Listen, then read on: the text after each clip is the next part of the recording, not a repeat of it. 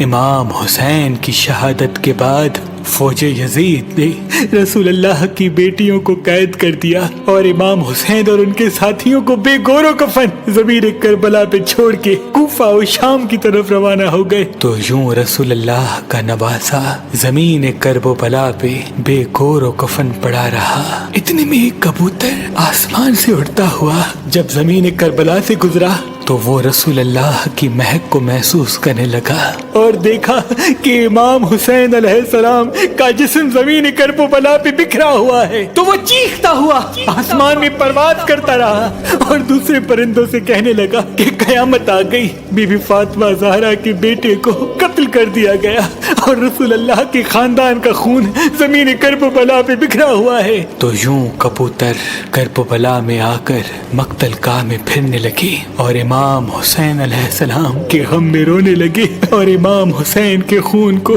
اپنے پروں پہ لگانے لگے۔ ان کبوتروں میں سے ایک کبوتر امام حسین کے خون کو اپنے پروں میں لے کے مکے کی طرف روانہ ہوا، دوسرا کبوتر امام حسین کے خون کو لے کے مدینے کی طرف روانہ ہوا،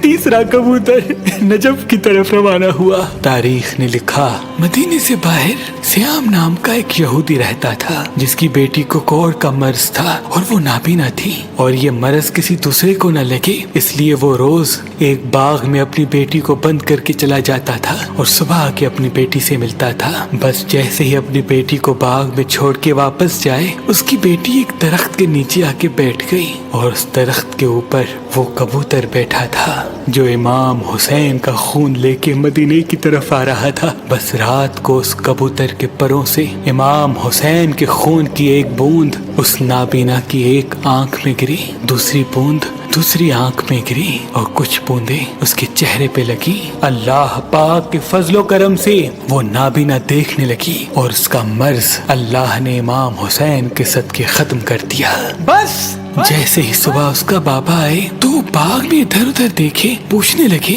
کہ میری بیٹی کہاں ہے۔ اتنے میں اس کی بیٹی آ کے کہنے لگی اے میرے بابا دیکھو میری آنکھیں صحیح ہو گئیں، میرا جسم صحیح ہو